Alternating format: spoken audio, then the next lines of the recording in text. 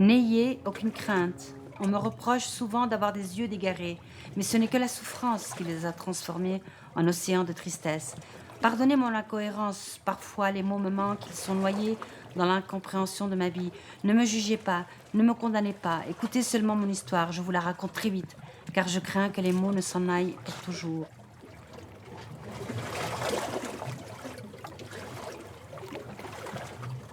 Je n'aimerais pas me résumer à ma propre biographie. Pour l'instant, je me suis offert des espaces beaucoup plus larges, peut-être plus passionnants que ma propre biographie. Et ce serait dommage de mettre un point, en quelque sorte, à ce que je suis.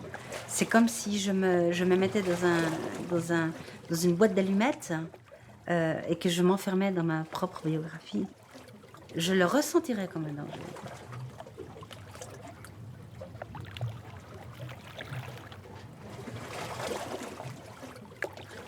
Il y a une, originalité dans le fait de la rencontre, de mes parents. Ce qui est intéressant, c'est de savoir que la migration dans ma famille s'est passée du côté des femmes, qui ont quitté la Suisse, en l'occurrence ma grand-mère, qui est partie en Algérie. Contrairement à ce qu'on imagine, il y a aussi une migration de l'autre côté. Les Suisses qui partaient, pour des raisons économiques, ma grand-mère était d'origine valaisanne, qui est revenue en Suisse, suite à la guerre d'Algérie et qui repart en Tunisie avec ma mère. C'est comme ça que mon père, aura, l'occasion de rencontrer ma mère, qui était une jeune, fille, et ce qui en est tombé, fou amoureux et ils se sont mariés et voilà, je suis là, témoin de cet amour. Alors, moi j'ai vécu, mes premières années avec mon père, ma mère, ma famille, à Ezara donc. Et lorsque mon père a été condamné à mort en 1963, j'avais donc 3 ans. Mon père, s'appelait Lazare Shreiti, et il est né, dans la région de Gafsa, cette région qui est en effervescence, qui a toujours été en effervescence. Dès l'âge de 14 ans, il a commencé à travailler dans les mines. Il était, un grand syndicaliste, chef, de la libération, un personnage, disons, aujourd'hui devenu mythique en 2013. Il a été condamné à mort avec 13 autres, qui ont été, accusés d'avoir, fomenté un coup d'État. Il était opposé à la politique de Bourguiba qui était encore trop pro-française et il pensait qu'il était temps de donner une chance à tous les Tunisiens et toutes les Tunisiennes, même ceux des régions du sud. Nous n'avons pas eu accès aux archives historiques. Nous n'avons pas eu, accès, si vous voulez, à tout ce qui s'est passé lors du jugement à huis clos.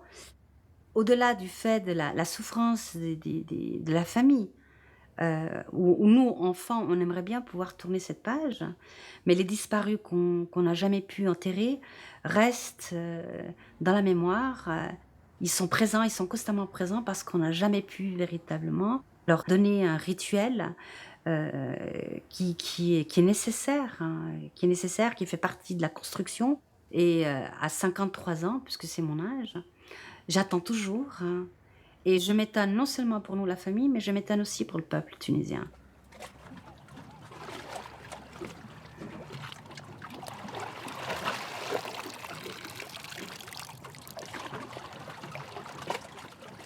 Je suis un ange peut-être, moi aussi, et mon épouse également. C'est la guerre qui a fait de nous ce que nous sommes devenus, des errants, vivants suivis d'un cortège de fantômes. Merci de m'avoir écouté. Ça fait du bien. Au revoir, au revoir. Faites attention aux fantômes. Les morts ont toujours quelque chose à nous dire lorsqu'on les a fait souffrir.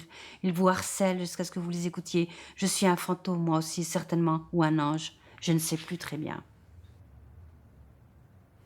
Je me suis toujours passionnée à dire ce qu'on voyait pas et puis à mettre en évidence ce qui était caché. Et puis c'est vrai que ce regard, différent peut gêner. Ça peut mettre mal à l'aise.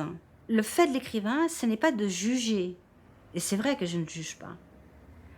Je relais, j'observe, je raconte, j'amène une autre réalité. J'ai écrit un livre sur les clandestins, Los Clandestinos de mi abuela, les clandestins de ma grand-mère, pour parler un peu de la réalité des clandestins à Genève.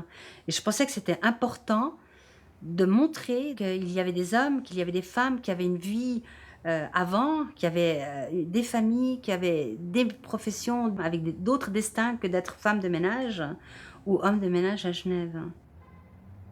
Dans la même veine, j'ai écrit sur Sarajevo, le poisson rouge, pour parler des réfugiés de guerre qui arrivent, qui quittent tout, puis qui sont confrontés à devoir apprendre la langue, qui ont tout laissé derrière. Je rentre dans ces milieux-là, et pendant des mois, je peux effectivement aller recueillir des témoignages jusqu'à ce que j'ai une vue d'ensemble. Et très souvent, lorsque enfin quelqu'un s'intéresse à des gens qui ont été ignorés jusque-là, ils s'ouvrent et souvent ils vous donnent le meilleur d'eux-mêmes.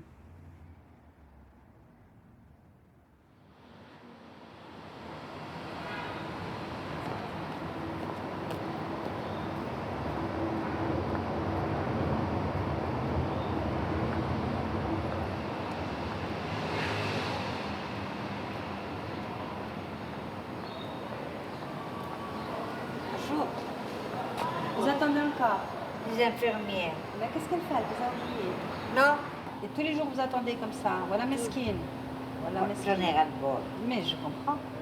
Mon assistant voulait parler, il a dit Oui. ciao, ciao. Je fais la langue. Ciao. Ils l'ont oublié. J'étais sûre. Ya Habibti, j'étais sûre qu'on vous avait oublié ici. C'est sûr. Elle arrive à quelle heure, l'infirmière? Normalement à 6 heures.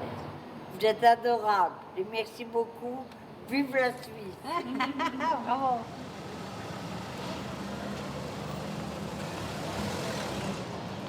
Je suis arrivée définitivement en Suisse à l'âge de 10 ans.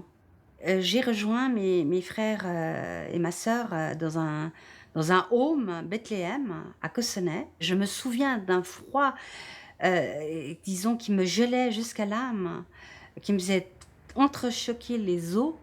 Et ça, c'était pour moi l'image de mon arrivée en Suisse, quelque chose de glacial, hein.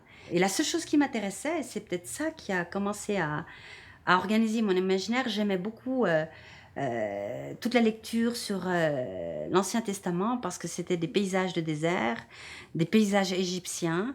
Et c'était les seuls instants que je trouvais agréables, c'était être dans ce décor biblique où il faisait bon chaud.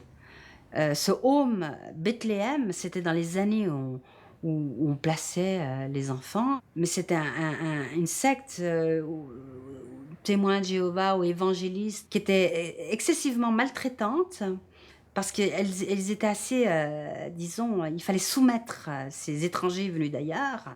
Il fallait leur imposer de manger du porc, leur imposer la Bible tous les jours. Donc ça a été ma première organisation rebelle. Et ça donnait du sens. Du coup, j'ai oublié le froid. J'ai trouvé un autre lieu où il a fallu mettre toute mon énergie. Et ils ont fini par fermer ce magnifique lieu de civilisation où on avait décidé que vous ne deviez plus être ce que vous étiez. J'ai fait cette année à Cossonay terrible. Et après, je suis allée dans un pensionnat international à Vevey qui s'appelait Pensionnat à la Pensée. C'était magnifique parce que c'était un pensionnat multiculturel avec des jeunes filles qui venaient du monde entier. Et là, j'ai eu une éducation qui m'a permis de m'ouvrir. Et puis, j'ai commencé à beaucoup lire, à beaucoup étudier. Et en 4-5 ans, disons, j'étais prête normalement, disons, de passer mon bac à l'âge de 16 ans. Mais j'ai été renvoyée avant. Après, ça a été un peu folklorique parce qu'après, je suis venue à Genève, à Marie-Thérèse, où j'ai aussi été renvoyée. Ensuite, j'étais à Notre-Dame-des-Anges, à Dijon, où j'ai aussi été renvoyée. Et finalement, à 17 ans, j'ai trouvé une école, Présentation de Marie à Saint-Julien, qui était aussi une école de nonnes, mais magnifique. Et là, j'ai pu finalement passer mon bac. Alors, les raisons des renvois, en général, c'est souvent j'étais très impertinente et j'aimais beaucoup ça.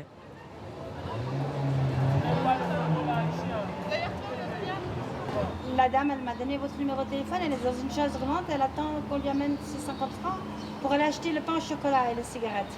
Oui. Et C'est mon argent. avec son argent. Et vous êtes d'où? Hein? Vous êtes d'où? Algérienne, je suis fière Mais de je sais. l'être. Mais ça fait 68 ans que je suis là. J'ai perdu mes parents très jeunes. Regardez comment j'étais. Mes photos sont là. Ah, montrez-moi, montrez-nous. Prenez-les. Voilà. Alors, ça c'est les photos Minjizaïr, les photos de l'Algérie. Montrez-nous les photos. Ça, c'était mon frère, le premier ingénieur pendant la France. Son ami l'a tué. C'est vrai. Oui, je vous jure, Son à ami l'a tué. 25 ans. Il était jaloux de lui. Oui. On a encore d'autres photos? Ça, c'est mon fils. Il vous ressemble. C'est vrai. Oui. Il a les mêmes lèvres que vous. Et regardez-vous. C'est elle. C'était quel jour? Le jour de mon mariage avec ce Suisse allemand qui m'a fait souffrir. L'école, elle interprète le parcours en mettant en évidence ce qu'on a en moins. J'ai souvent entendu des enseignants qui disaient: «Oui, mais ils savent pas bien le français, ils savent pas tel jeune réfugié, tel jeune migrant», mais on ne parle pas en plus. Qu'est-ce qu'ils ont en plus? Enfant, j'écoutais beaucoup de contes, comme j'avais pas mal voyagé en Tunisie, puis qu'on était toujours dans ces soirées communautaires importantes où il y avait la famille, où on était nombreux chaque soir, on buvait du thé assis ensemble autour d'un canoun. Quand je venais en Suisse, je transmettais les histoires que j'avais entendues. Et en Tunisie, je dansais le twist. Et puis, c'était évident que chaque fois qu'il y avait un mariage, on m'invitait à danser le twist. Et quand je venais en Suisse, je racontais des contes. Donc, c'était intéressant de voir qu'on me regardait différemment. Et c'est ce mélange des deux cultures. Souvent, on me pose la question, est-ce que tu te sens tunisienne? Est-ce que tu te sens suisse? J'ai dit, j'ai appris à ne pas appartenir véritablement à une culture ou à l'autre, mais finalement, j'ai créé une troisième culture. Le mélange de ces deux cultures, on crée une troisième culture qui est peut-être la culture du migrant, la culture de celui qui vient d'ailleurs et qui s'adapte ailleurs, dont on doit être fier souvent. On nous apprend toujours à penser en moins, ce qu'on représente en moins, mais dans le fond, on a toujours des regards pluriels. Vous êtes restée, voilà, Jamila, très belle. Belle et fière. Oh, belle. Belle et C'est fière. belle. Vous l'êtes? Merci. Il faut être patient dans la vie. Je suis fière. Ah Merci oui. beaucoup pour ce que vous dites. Alors, courage. Et puis, l'infirmière, elle va venir avec l'argent. Ça change de mauvais.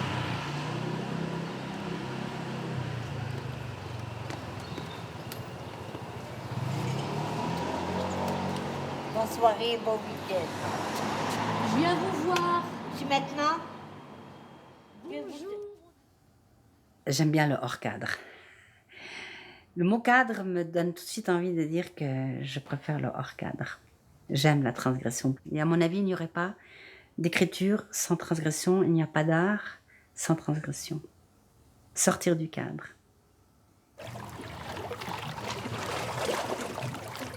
Non à la platitude souhaitée par le système qui vous analyse, surtout dans votre capacité à multiplier ses richesses. Faisons chanter cette vie faite de bric-à-brac, déclamons fort les grandes années de succès, les sombres années de désespoir, les années de doute, les années de voyage, d'errance, les années dérisoires, les années de vide imposées par l'exclusion, le racisme, la stupidité, les années pour rien, juste pour y être. Et c'est déjà tellement bon d'y être, à plein dedans et même au fond du trou, une tanière souvent si salutaire. Laissez-moi vous dire combien sont bonnes les périodes de vide intenses, emplies du juste d'existence. Se sentir être là, admirer le bleu du ciel, s'enivrer du sentiment des étoiles. Un CV planté dans la vie, fixé au milieu du décor qui ne veut être ni hollywoodien, ni élogieux. Parfois grand, parfois discret, puis parfois rien, juste être. Notre plus grand allié, ce sont les mots. Et puis ils sont comme, parfois je les vois comme des soldats qu'il faut discipliner. C'est une vraie lutte que je mène avec ces mots. Et on voit bien que dans les révolutions, on utilise d'abord des mots. C'est très important de permettre aux gens de s'exprimer, de leur donner la possibilité d'en posséder, parce que c'est avec ça qu'on va exprimer quelque chose. Et ils annoncent, ils sont précurseurs toujours de quelque chose. Ils ne sont pas isolés. Donc les mots sont importants.